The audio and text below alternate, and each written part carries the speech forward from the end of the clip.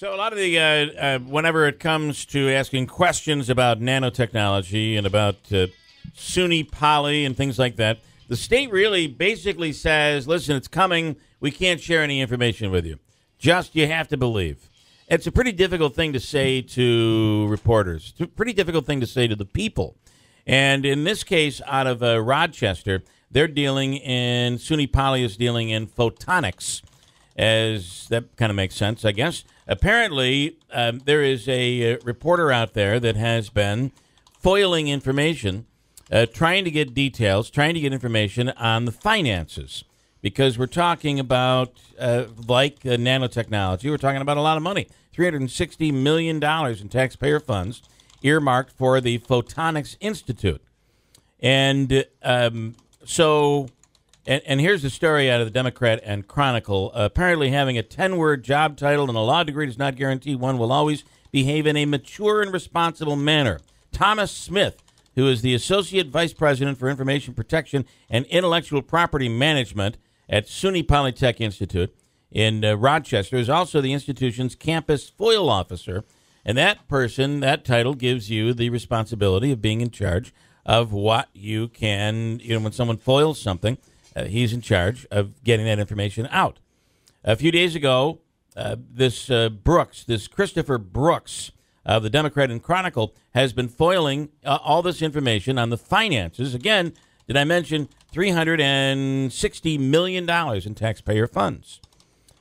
Finally, Thomas Smith from SUNY Poly finally responded to a 7-month-old request with what was essentially the double middle fingers, when you really think about it, because he sent him what was requested, 933 pages of photonics emails that were pulled together for the Democrat and Chronicle. Are you seeing this story? I had seen the story. I didn't know this was what you were talking about, the blackout. Every single word was blacked out of 930 some odd emails. This is excessive.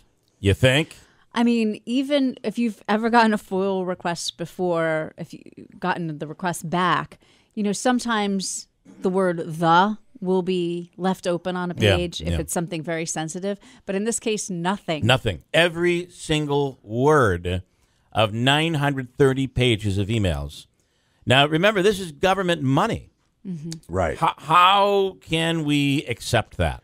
And, the same thing has been criticized about the Buffalo Billions. And ... I guess I would fall into that same bucket where I feel like this is our tax money. Mm-hmm. There's no way everything is high profile, confidential, can't be shared. There's no way everything is. And the Democratic Chronicle putting out an editorial basically talking about the fact that it is true. They do a lot of work with the Department of Defense, right? And much of that information could very well be and is probably classified. But not every word of 930 pages. Correct. This was a smart aleck response that, to me, should not be tolerated. Mm-hmm. The people should not be tolerating it. We should not be tolerating it. But here's the difficulty: is that when the governor's office talks about this, and when Polytech talks about this, it's listen. We're bringing jobs to your neighborhood. We're bringing jobs to you. Do you not want this investment? Because we can move it somewhere else, and it's almost it creates this situation where you have no choice. We're the junkies when it comes to this money, and we have to have it. So you just take what you get, and we accept certain things, and I think that is probably a very big mistake. I understand what you're saying, and I think you make a lot of good points there. At the same time, though, the state can't say, well, listen, it's our rules, it's our ball. If you don't like it, we'll take it someplace else. I don't think that's fair for the state to do that. Oh, I don't. I'm not. I'm just saying that's what they're doing. No, right. That's what you're doing. Yeah. I mean, and we have become the junkie to these tax dollars, and we have to have them. We need them because we need this investment because we've been poor for the last 50 years. So all of a sudden, getting a little feel of some money and progress, we're willing to accept this stuff. And when when the media pushes, we look to the media and say, you're going to screw this up. And it's almost threatened. Don't say anything, because if you do, you could blow this whole thing, and it'll be your fault we don't get the money. Mm-hmm. And if you don't do it the way we want it, we're going to pull the hospital money. And Onondaga County, if you don't merge with Syracuse, we could pull that $500 million that was given to you. I mean, this is and now in the budget this week, I don't know if you're following, but the governor's trying to put in the budget, and both the Senate and the Assembly are rejecting this right now, trying to put another competition for money, and this would be for upstate New York hospitals. That you'd be fighting for $200 million, and whoever comes up with the best proposal gets to win the Hunger Games. I mean, how long are we going to tolerate this? And do we tolerate it because there's progress and there's money? I would say in the Onondaga County case, I would tend to agree with the governor. They put in there that this was going to be a staple, that they were going to merge or consolidate, and now they're not. And he's saying, listen, that's what I gave you the money for. Well, like any other grant, right? I mean, if you put a grant in, the money is going to be used for this, and you don't, then you could be responsible for the money. Right. I guess that's it. Mario's on the line now. Good morning, Mario. 4 words I never want to hear from Mario. What are they, Good Mario? morning, I told you so. I told you so. The 4 words I never want to hear from Mario. You're Mario. talking about all this new nonsense here. Oh, don't even get me started on that, please. Don't even get me started on it. See, that's more than 4 words. I told you so. I'm surprised you're not saying that. No, I told you I was going to take the long view. I mean, I'm waiting it out just like all you guys are. Yeah.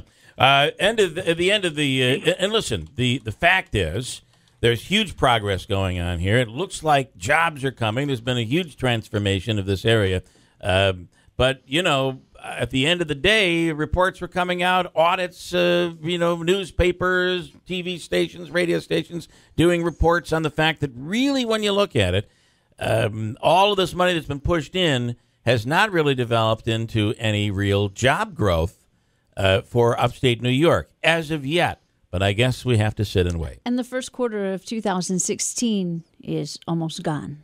Yeah, we're heading into fall practically. It'll be football season before you know it. All right, Mario, you're calling on another reason though. Yeah, this is going to be difficult for me to explain. I think I'm going to try to do it in under a minute. Okay, all right. Not far from me where I live, there are some children, and I would say they're sort of they don't really have a whole lot, right? Okay. And I see, because I'm friends with the grandmother, that and they live with the grandmother because the parents are kind of the parents have it tough. Let's just say. Okay. So I see the children learn. It's not uncommon today to see grandparents raising their grandchildren. It's a big. This is right. Yeah, there's 4 children. Thank God for it, but it's a big problem. All right.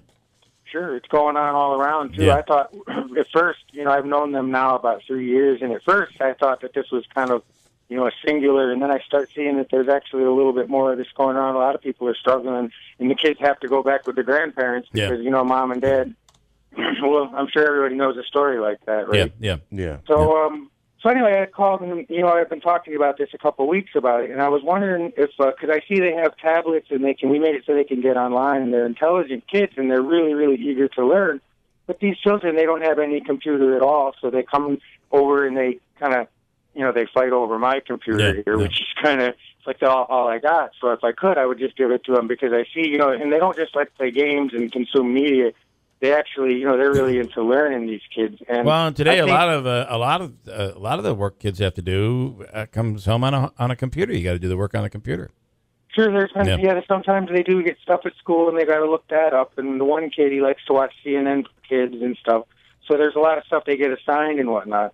So I was wondering if you could ask your audience out there if anybody's just getting rid of some computers. Maybe they bought some new ones.